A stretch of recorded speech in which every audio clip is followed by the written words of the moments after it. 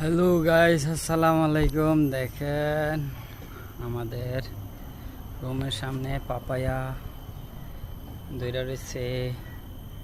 আর আমি দেশে থেকে বীজ নিয়ে আনছিলাম, একটা লাউ গাছ লাগালাম পুঁইশাক আর লাগাইছি। দেখেন একটা দুন্দুল গাছ আছে।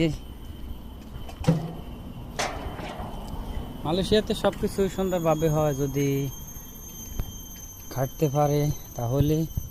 এই আমার দুন্দুল গাছ আর এই লাউ গাছ জাফাতে উঠে গেছে। দুইটা লাউ খাইছি বড় বড় বড় করে। বর্তমানে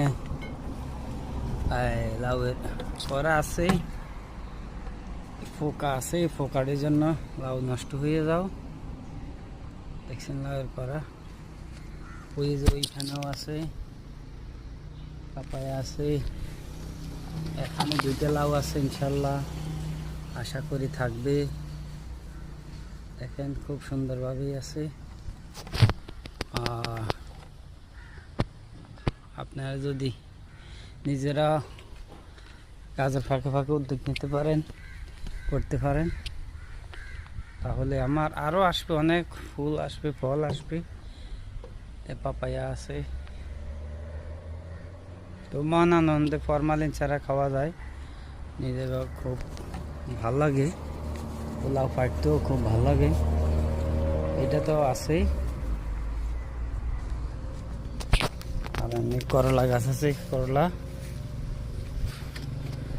আমাদের রুমের সামনে। অনেক কিছুই তাজা পাই।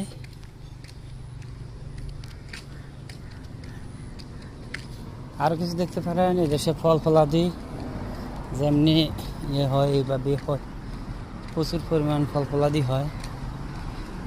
দেখতে পারেন আম গাছ, আম গাছে প্রচুর আম। আমরা অনেকগুলো আম পাইরা লাইছি, এখনও অনেকগুলো আম আছে। এই আম আমরা প্রায় সময় আমাদের খাওয়া পরে ইনশাল্লাহ পুরা গাছ হয়ে 12 মাসে বৃষ্টি হচ্ছে, আমরা খেতে পারি সুন্দরভাবে। পরে আমরা অনেক ইয়ে করিয়ে খাই। যদি দেখেন এই আম, এই আমের অভাব না, আবার ফুল করতে আছে।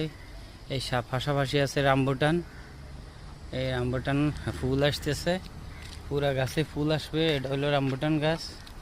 দেখেন লিচু বা আমের মতো ফুল আসে, প্রচুর পরিমাণেই ধরি। এটা হলো